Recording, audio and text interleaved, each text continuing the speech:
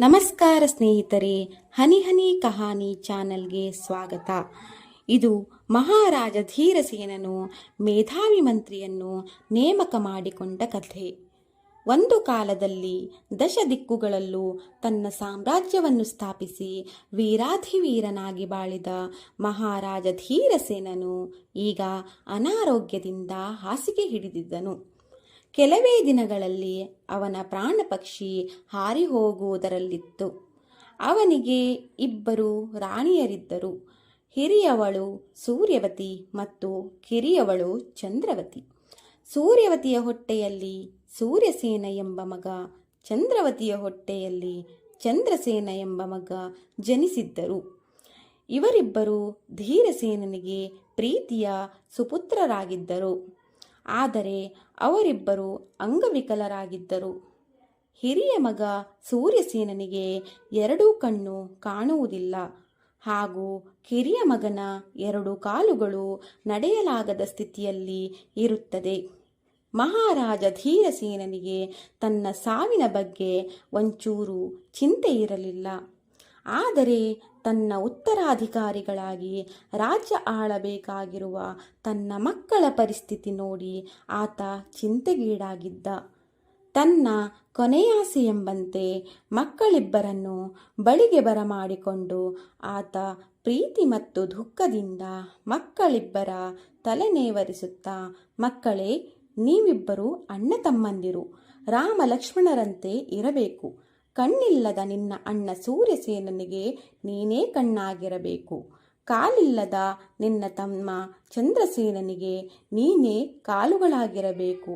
ನೀವಿಬ್ಬರು ಒಬ್ಬರಿಗೊಬ್ಬರು ಕಣ್ಣು ಕಾಲುಗಳಾಗಿ ಪ್ರಜಾಪಾಲಕರಾಗಿ ಈ ರಾಜ್ಯವನ್ನು ಕಾಪಾಡಬೇಕು.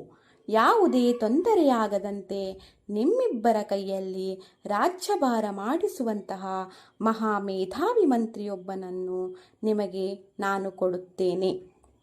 ಇದೇ ನಾನು ತಂದೆಯಾಗಿ ನಿಮಗೆ ಕೊಡುವ ಮಹಾಕಾಣಿಕೆ ಎಂದು ಬುದ್ಧಿ ಹೇಳಿ ಧೈರ್ಯ ತುಂಬಿದ. ರಾಜ್ಯಕ್ಕೆ ಮೇಧಾವಿ ಮಂತ್ರಿಯೊಬ್ಬನನ್ನು ನೇಮಿಸಿಕೊಳ್ಳಲು ನಿರ್ಧರಿಸಿದ ಮಹಾರಾಜ ಬುದ್ಧಿವಂತರು ನೇರ ಸಂದರ್ಶನಕ್ಕೆ ತಕ್ಷಣ ಬರುವಂತೆ ಡಂಗೂರ ಸಾರಿಸಿದ. ಮಂತ್ರಿಯಾಗುವ ಆಸೆಯಿಂದ ಬಹಳಷ್ಟು ಮಂದಿ ಸಂದರ್ಶನಕ್ಕೆ ಹಾಜರಾದರು. ಅವರೆಲ್ಲರಿಗೂ ಧೀರಸೇನ ಪರೀಕ್ಷೆಯೊಂದನ್ನು ಇಟ್ಟು, ಅಲ್ಲಿ ನೋಡಿ, ಅದೊಂದು ಕತ್ತಲೆಯ ದೊಡ್ಡ ಕೋಣೆ.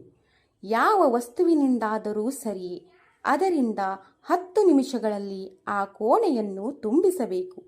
ಹೀಗೆ ತುಂಬಿಸಿದ ವ್ಯಕ್ತಿಗೆ ನನ್ನ ರಾಜ್ಯದ ಮಂತ್ರಿ ಸ್ಥಾನ ನೀಡುತ್ತೇನೆ ಎಂದ. ಸಂದರ್ಶನಕ್ಕೆ ಬಂದಿದ್ದವರೆಲ್ಲ, ಇದೊಂದು ಹುಚ್ಚು ಪರೀಕ್ಷೆ, ಮಹಾರಾಜನಿಗೆ ತಲೆ ಕೆಟ್ಟಿದೆ. ಇಷ್ಟೊಂದು ದೊಡ್ಡ ಕತ್ತಲೆಯ ಕೋಣೆಯನ್ನು 10 ನಿಮಿಷಗಳಲ್ಲಿ ಯಾವ ವಸ್ತುವಿನಿಂದಾದರೂ ತುಂಬಿಸಲು ಸಾಧ್ಯವೇ ಎಂದು ತಮ್ಮೊಳಗೆ ನಕ್ಕರು. ವಾಪಸ್ಸು ಹೋಗಲು ಮುಂದಾದರು.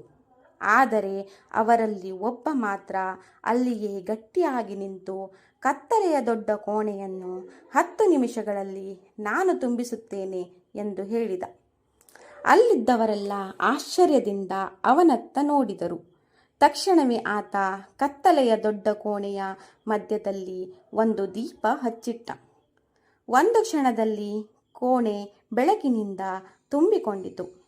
ಅವನ ಮೇಧಾವಿತನಕ್ಕೆ ಮೆಚ್ಚಿದ ಮಹಾರಾಜ ಧೀರಸೇನ ಅವನಿಗೆ ಮಂತ್ರಿಪಟ್ಟ ನೀಡಿ ತನ್ನ ಮಕ್ಕಳಿಬ್ಬರನ್ನು ಅವನ ಕೈಗೆ ಕೊಟ್ಟು, ಈ ಮೇಧಾವಿ ಮಂತ್ರಿ ನನ್ನ ಮಕ್ಕಳನ್ನು, ಮಕ್ಕಳಂತಿರುವ ನನ್ನ ಪ್ರಜೆಗಳನ್ನು, ನನ್ನ ಮಹಾ ಸಾಮ್ರಾಜ್ಯವನ್ನು ಕಾಪಾಡಲು ಅತ್ಯಂತ ಸಮರ್ಥನಿದ್ದಾನೆ ಎಂಬ ಸಂತಸದೊಡನೆ ನಿಶ್ಚಿಂತೆಯಿಂದ ಪ್ರಾಣ ಬಿಟ್ಟ. ಈ ಕತೆ ನಿಮಗೆ ಇಷ್ಟವಾಗಿದ್ದರೆ ಲೈಕ್ ಮಾಡಿ, ಶೇರ್ ಮಾಡಿ, ಕಮೆಂಟ್ ಮಾಡಿ ಮತ್ತು ಸಬ್ಸ್ಕ್ರೈಬ್ ಮಾಡಿ. ಧನ್ಯವಾದಗಳು.